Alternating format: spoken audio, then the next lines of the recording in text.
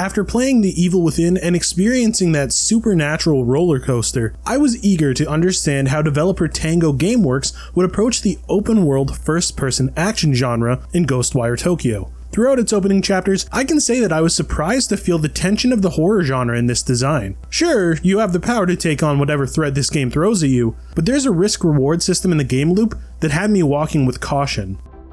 GhostWire Tokyo is set in the streets of Tokyo after a strange mist falls over the region and pulls the spirits out of anyone alive. Following an accident, a spirit by the name of KK possesses the body of Akito, and their goals align to stop the threat of yokai. There are some symbiotic reasons for this, but you learn more about KK much later in the story. For now, Akito's only concern is his sister. The first-person nature of the adventure had me a little worried. After a few levels, I imagined that Akito's skills would make encounters a cakewalk. While they speed things up, I couldn't be more wrong in thinking this game would get any easier. There are so many nuances to the action that make encounters threatening. Whether it's the quick and varied attacks of the enemies or managing ammo, you'll often be near yokai, and it can be exceptionally thrilling. All enemies have a core that must be destroyed. There's a window of opportunity to take down an enemy after a few shots to their weak areas, but it requires time to destroy, and the enemies won't stop attacking. It opens up more options than I assumed during each encounter. You can perfect block, pick off the weaker enemies, utilize the environment,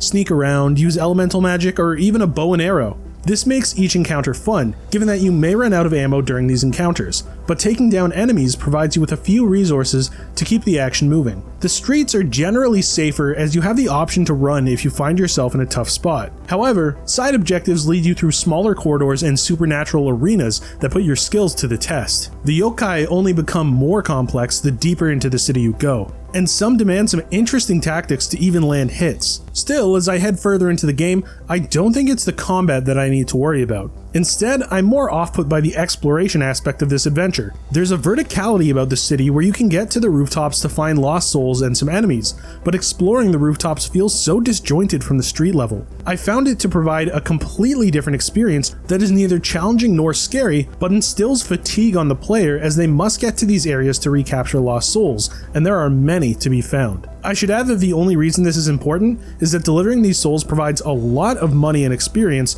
to deal with early threats. If you were worried that GhostWire Tokyo traded action for horror, you'd be mistaken. There are plenty of horror elements here rolled out through some well-crafted, supernatural environments and limited resources. It's a level of challenge that is digestible for fans of these various genres, only heightened by eerie sound design and nightmarish environments. As I head further into the game, I wonder how combat and this world will evolve. Whatever the case, my only goal now is to keep my cool during these tense encounters. GhostWire Tokyo is coming to PlayStation 5 and PC on March 25th.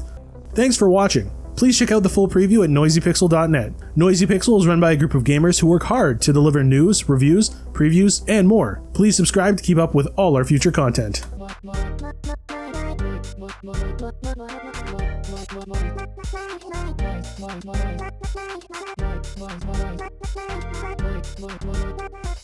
Noisy Pixel.